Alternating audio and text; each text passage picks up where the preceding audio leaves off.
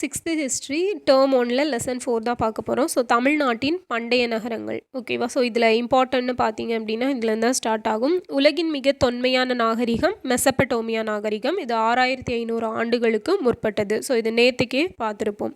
அதே போல் பார்த்தீங்க அப்படின்னா நம்ம தமிழ்நாட்டில் என்னென்ன தொல்லியல் நகரங்கள் இருக்குது அப்படின்னா மதுரை, காஞ்சிபுரம், பூம்புகார். ஸோ அதை பற்றி தான் இந்த லெசனில் ஃபுல்லாகவே கொடுத்துருப்பாங்க.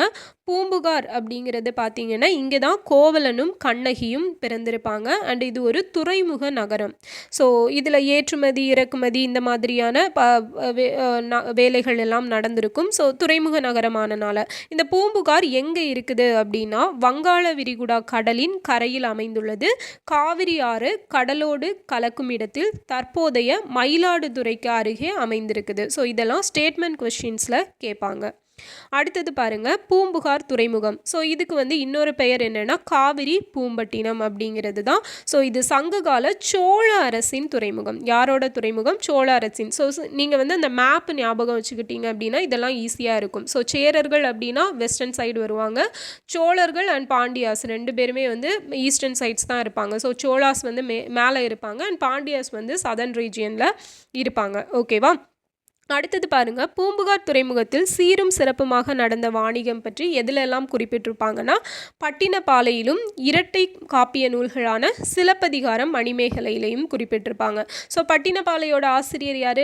கடியலூர் உருத்திரங்கண்ணனார். அதே போல் சிலப்பதிகாரத்தோட ஆசிரியர் இளங்கோவடிகள் அண்ட் மணிமேகலைக்கு சீத்தலை சாத்தனார். ஸோ சிலப்பதிகாரம் பூம்புகாரோட சிறப்பை பற்றி சொல்லுது. இதில் தான் சிலப்பதிகார நாயகியான கண்ணகி. ஸோ கண்ணகியோட தந்தை யாருன்னா மாநாய்க்கன்.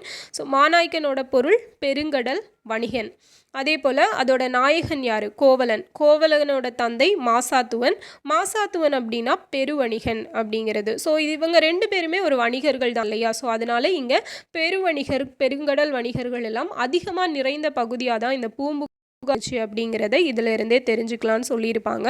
ஸோ இங்கே வணிகம் செய்கிறது கிரேக்கம், ரோமம் இந்த மாதிரி நிறைய நாடுகளை சேர்ந்த வணிகர்கள் எல்லாம் வந்த வண்ணம் இருந்தனர்னும் சொல்லியிருக்காங்க. ஸோ இங்கே வெளிநாட்டவர் குடியிருப்புகளும் அதிகமாக இருந்திருக்கு. பல மொழிகள் பேசப்பட்ட மக்கள் இருந்திருக்காங்க. ஸோ காலப்போக்கில் அந்த இது கலாச்சார கலப்பு அப்படிங்கிறது நிகழ்ந்து எல்லா கலாச்சாரங்களும் பரிமாற்றம் செய்யப்பட்டிருக்கும். ஓகேவா. ஸோ அதை தான் இதில் ஃபுல்லாக கொடுத்துருப்பாங்க. அடுத்தது பாருங்கள் பூம்புகார் நகரத்து வணிகர்கள் நேர்மைக்கு நாணயத்திற்கு பெயர் பெற்றவர்களாக விளங்கினார்கள். மிக சரியான விலைக்கு பொருட்களை விற்றனர் வாங்கினர். ஓகேவா. ஸோ இதை பற்றி என்ன நூல் சொல்லும் அப்படின்னா பட்டினப்பாலையோட ஆசிரியர் கடியலூர் உருத்திரங்கண்ணனார். ஓகேவா. ஸோ இவர் என்ன நூற்றாண்டை சேர்ந்தவர்னா கிமு 2ஆம் நூற்றாண்டு. போஆமு 2ஆம் நூற்றாண்டை சேர்ந்தவர். இதில் இருந்தே இந்த புகார் நகரம் எவ்வளவு தொன்மையானது அப்படிங்கிறத தெரிஞ்சுக்கலாம். ஸோ இது ரொம்ப ரொம்ப இம்பார்ட்டன்ட். அடுத்தது வரப்போகிறது கடல் வழியாக குதிரைகளை இறக்குமதி பண்ணியிருப்பாங்க. கருமிளகை தரை வழியாக இறக்குமதி பண்ணியிருப்பாங்க. ஸோ வடமலையிலிருந்து தங்கமும் அதுக்கப்புறம் அது மெருகூட்டப்பட்டு மீண்டும் என்ன பண்ணியிருப்பாங்க? ஏற்றுமதி செஞ்சுருப்பாங்க. ஸோ இது மேட்சிங்ஸில் கேட்பாங்க. அதே போல் மேற்கு தொடர்ச்சி மலை வெஸ்டர்ன் ரீஜியன்லேருந்து சந்தனம், தென்கடல் பகுதியிலேருந்து முத்து, கிழக்கு பகுதியிலேருந்து பவழமும், ஈழத்தில் இருந்து உணவுப் பொருட்களும் இறக்குமதி ஆகிருக்கும். இது எல்லாமே மேட்சிங்ஸில் கேட்கக்கூடிய இம்பார்ட்டன்ட் டேட்டாஸ். ஓகேவா. ஸோ பூம்புகார் மற்ற நகரங்களில் இருந்து முற்றிலும் வேறுபட்ட முறையில் கட்டமைக்கப்பட்டதுன்னு சொல்லியிருக்காங்க. அகன்ற நேரான தெருக்களை கொண்டதாக இது விளங்குச்சு. அதாவது இதே மாதிரி நம்ம நேற்று பார்த்த சிந்து சமவெளி நாகரிகத்தை மாதிரியான ஒரு அமைப்பு தான் இங்கே பூம்புகார்லேயும் நிலவி இருக்குது. ஸோ இங்கே கப்பல் கட்டும் தளம், செப்பனிடும் தளங்கள் எல்லாம் இருந்ததா என்ன சொல்லுது அப்படின்னா சிலப்பதிகாரத்தோட புகார் காண்டம் அதுவும் சொல்லும், பட்டினப்பாலையும் சொல்லுது அப்படின்னு சொல்லியிருக்காங்க. அண்ட் புகார் நகரம் கடல்கோள் அல்லது கடல் சீற்றங்களால் அழிந்து போயிருக்கலாம் அப்படிங்கிற டீட்டெயிலும் கொடுத்துருக்காங்க. அடுத்தது மதுரை. ஸோ இவ்வளவு நேரம் பூம்புகாரை பற்றி பார்த்தோம். அடுத்தது மதுரை அப்படிங்கிறது இந்தியாவில் உள்ள பழமையான நகரங்களில் ஒன்று. ஸோ சங்கம் வளர்த்த நகரம் அப்படின்னா எது தான்? மதுரையை தான் சொல்லுவாங்க இல்லையா. அதே போல் பண்டைய காலத்தில் மதுரையை பாண்டியர்கள், சோழர்கள், களப்பிரர்கள் 3 பேருமே ஆட்சி பண்ணியிருப்பாங்க. சேரர்கள் இருக்க மாட்டாங்க. பாண்டியர்கள், சோழர்கள், களப்பிரர்கள். ஓகேவா. ஸோ இடைக்காலத்தோட பிற்கால சோழர்கள், இடைக்காலத்தில் யார்? பிற்கால சோழர்கள், பிற்கால பாண்டியர்கள், அவர்களை தொடர்ந்து நாயக்கர்கள் ஆட்சி பண்ணியிருப்பாங்க. ஓகே. ஸோ இதன் விளைவாக பண்பாட்டு கலப்பு நிகழ்ந்தது, வணிகம் செழித்தது. ஸோ இதுக்கு சான்று தான் மதுரைக்கு அருகில் இருக்க கீழடி. ஸோ கீழடி வந்து எந்த டிஸ்ட்ரிக்டில் இருக்குது அப்படிங்கிறத கமெண்ட் பண்ணுங்கள். ஓகேவா. அடுத்தது பாருங்க, சங்கம் அமைத்து தமிழை வளர்த்த பெருமை மதுரைக்கு உண்டு. கடைசங்க காலத்தில் தமிழ் பணி செய்த புலவர்கள் எத்தனை பேர்? 49 பேர். ஓகே. ஸோ கிழக்கு கடற்கரையில் அமைந்திருந்த தொண்டியில் மதுரைக்கு அருகில் சந்தனம் போன்ற நறுமணப் பொருட்கள் கொண்டு வரப்பட்டன. எங்கேருந்து? தொண்டியில் இருந்து மதுரைக்கு அகில் சந்தனம் எல்லாம் கொண்டு வந்திருப்பாங்க. ஸோ இஸ்ரேல் அரசரான சாலமோன் இவர் வந்து முத்துக்களை எந்த துறைமுகத்திலிருந்து இறக்குமதி பண்ணியிருப்பார் அப்படின்னா, ஸோ உவரி அப்படிங்கிற பிளேஸ்லேருந்து இறக்குமதி பண்ணியிருப்பார். பாண்டியர் துறைமுகமான கொர்க்கை இருக்கு இல்லையா, ஸோ கொர்க்கைக்கு பக்கத்தில் தான் இந்த உவரி அப்படிங்கிற பிளேஸ் வந்து காணப்படுது. அதே போல் ரோமானிய நாணயங்கள் தயாரிக்கும் தொழிற்சாலை மதுரையில் இருந்தது. எங்கே? மதுரையில். ஸோ இதுவுமே அடிக்கடி கேட்கக்கூடிய ஒரு கேள்வி. அடுத்தது தூங்கா நகரம். ஸோ மதுரையை தூங்கா நகரம்னு ஏன் சொல்கிறாங்கன்னா, நாளங்காடி அல்லங்காடின்னு சொல்லி 2 வகை கடைகள் இருந்தன. நாளங்காடி அப்படின்னா பகல் நேரத்தில் செயற்படும் கடைகள், அல்லங்காடி அப்படிங்கிறது இரவு நேரத்தில் செயல்படும் கடைகள். ஸோ இப்படி இரவு பகல் வேறுபாடு இல்லாமல் திகழ்ந்தனால தான் மதுரையை தூங்கா நகரம் அப்படின்னு சொல்கிறோன்னு அந்த டீட்டெயில் இதில் கொடுத்துருப்பாங்க. பெண்கள் கூட பாதுகாப்பாக இரவு நேரத்தில் கடைகளுக்கு சென்று வரலாம், அந்த அளவுக்கு பாதுகாப்பான நகரமாகவும் மதுரை திகழ்ந்துச்சு அப்படின்னு சொல்கிறாங்க. அடுத்தது புகழ்பெற்ற கிரேக்க வரலாற்றாசிரியர் மெகஸ்தனிஸோட குறிப்புகளில் மதுரையை பற்றிய தகவல்கள் இருக்குது.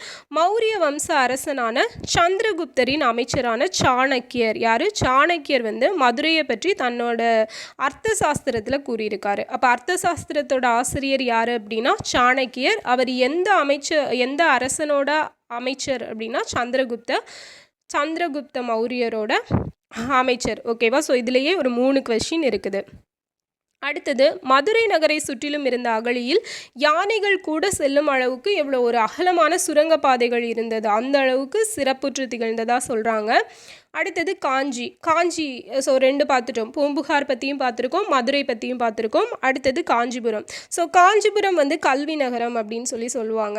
ஏன்னா இங்கே தான் ஏராளமான பள்ளிகள் அப்படிங்கிறது ஃபஸ்ட்டு ஸ்டார்டிங்கில் அமைக்கப்பட்டிருக்கும். ஸோ சமணர் அமைத்த பள்ளியில் சமண மாணவர்களும், புத்தர்கள் அமைத்த விஹாரங்களில் புத்த மாணவர்கள் பயின்றிருப்பாங்க. ஸோ நாலந்தா பல்கலைக்கழகத்தில் பயின்ற சீன வரலாற்று ஆசிரியர் யுவான் சுவாங் காஞ்சியிலிருந்து கடுகைக்கு வந்திருப்பார். ஸோ நம்ம நாலந்தா பல்கலைக்கழகம் நேற்று தான் நியூஸில் பார்த்துருப்போம். நாலந்தா பல்கலைக்கழகம் எந்த ஸ்டேட்டில் இருக்குது அப்படிங்கிறத சொல்லுங்கள். ஓகே. அடுத்தது இந்த தகவல் பேழை பாருங்க. புகார் வந்து துறைமுக நகரம், மதுரை வணிக நகரம், காஞ்சி கல்வி நகரம். ஸோ இது ரொம்ப ரொம்ப ரொம்ப இம்பார்ட்டன்ட். அடுத்தது நகரங்களில் சிறந்தது காஞ்சின்னு சொன்னது யார்? காளிதாசர். கல்வியில் சிறந்தது கல்வியில் கரையில்லாத காஞ்சின்னு சொன்னது திருநாவுக்கரசர். அதே போல் புத்தகயா, சாஞ்சி போன்ற 7 இந்திய புனித தலங்களுள் காஞ்சியும் ஒன்று அப்படின்னு யார் சொல்லியிருக்கா? யுவான் சுவாங் அவர்கள் சொல்லியிருப்பாங்க. தொண்டை நாட்டில் உள்ள மிக பழமையான நகரம் தான் என்னது? காஞ்சிபுரம். ஸோ இங்கே தர்மபாலர், ஜோதிபாலர், சுமதி, போதிதர்மர், ஸோ இவங்க எல்லாம் இங்கே தான் பிறந்து வாழ்ந்தவர்கள். அப்படி இதுலேருந்தே காஞ்சியோட சிறப்பு என்ன நம்ம தெரிஞ்சுக்கலாம். காஞ்சியை கோவில்களின் நகரம் அப்படின்னு சொல்கிறாங்க. இங்கே வந்து கைலாசநாதர் கோவில் புகழ்பெற்றது. ஸோ இந்த கைலாசநாதர் கோயிலை கட்டினது யார்? பிற்கால பல்லவ மன்னனான ராஜசிம்மன். அவர் தான் வந்து கைலாசநாதர் கோவிலை கட்டியிருப்பார். அதே போல் பல்லவர்கள் வந்து எண்ணற்ற குடைவரை கோயில்களையும் இங்கே கட்டியிருக்காங்க. அண்ட் பௌத்த துறவியான மணிமேகலை தனது இறுதி காலத்தை எங்கே தான்? இந்த காஞ்சிபுரத்தில் தான் கழிச்சிருப்பாங்க. ஸோ சேரநாடு, சோழ நாடு, பாண்டிய நாடு, தொண்டை நாடு எதுன்னு கொடுத்துருப்பாங்க. சேரநாடுனா அந்த கோவை, நீலகிரி, கரூர் டு கன்னியாகுமரி, கேரளா வரைக்குமே இருக்குது, எல்லாமே சேரநாடு தான். சோழ நாடு பார்த்திங்கன்னா தஞ்சை, திருவாரூர், நாகை, திருச்சி, புதுக்கோட்டை எல்லாம். பாண்டிய நாடு மதுரை, ராமநாதபுரம், சிவகங்கை, தூத்துக்குடி, திருநெல்வேலி. தொண்டை நாடு வந்து காஞ்சிபுரம், திருவள்ளூர், தருமபுரி, திருவண்ணாமலை, வேலூர், விழுப்புரத்தோட சில பகுதிகள். ஓகேவா. ஸோ அதே போல் வேளாண்மைக்கு சிறந்ததும் இந்த காஞ்சிபுரம் தான். இங்கே ஏரிகள் எல்லாம் அதிகமாக இருந்தனால ஏரிகளின் மாவட்டம் அப்படின்னு சொல்லி காஞ்சிபுரத்தை சொல்லுவாங்க. ஓகேவா. ஸோ இவ்வளோதான் இந்த லெசன். இதுதான் மெயின். சோழ நாடு சோறுடைத்து, பாண்டிய நாடு முத்துடைத்து, சேர நாடு வேழமுடைத்து, தொண்டை நாடு சான்றோருடைத்து. ஓகேவா. ஸோ இது எல்லாமே இந்த 3 தொன்மையான நகரங்களை பற்றி, தமிழ்நாட்டில் காணப்படுற தொன்மையான நகரங்களை பற்றி இதில் கொடுத்துருக்கிறத பார்த்தோம். அண்ட் புக் பேக் கொஸ்டின்ஸ் எல்லாம் சால்வ் பண்ணி பாருங்கள் தெரிஞ்சுதா இல்லையான்னு. ஓகேவா. ஸோ நெக்ஸ்ட் வீடியோவில் பார்க்கலாம். தேங்க்யூ.